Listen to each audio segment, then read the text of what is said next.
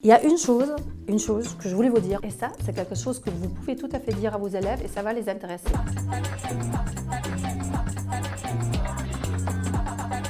Tous ces réseaux sociaux, avec leurs possibilités incroyables, ont aussi un inconvénient et un inconvénient en commun. Ils créent des bulles. Mais tout simplement parce qu'on rencontre sur les réseaux sociaux beaucoup de personnes qui sont comme nous, c'est-à-dire avec lesquels on a des intérêts en commun ou on a un petit peu les mêmes opinions. Ça veut dire que sur ces réseaux sociaux, on choisit ses amis, les personnes qu'on suit. Très souvent, on choisit quand même plutôt des gens avec lesquels on est d'accord. On a un petit peu la même vision du monde. On va voir leurs publications, leurs photos, leurs vidéos, on va voir ce qu'ils racontent. Et même les publications qui nous sont suggérées ou les amis qui nous sont suggérés suivent un petit peu ce schéma parce que tous les réseaux se servent d'algorithmes pour nous faire des propositions.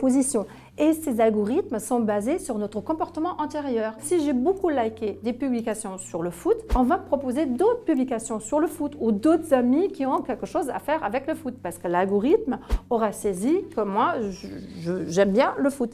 Et je vais encore moins avoir des informations sur d'autres sports. Donc du coup, je vais rester un petit peu dans ma bulle, y compris d'ailleurs pour mes opinions politiques. Si moi, je me sens proche d'un certain mouvement, mais je vais recevoir beaucoup d'informations sur ce mouvement, je vais trouver beaucoup d'amis dans ce même créneau, et plus personne ne va me donner d'autres informations, plus personne ne va me contredire.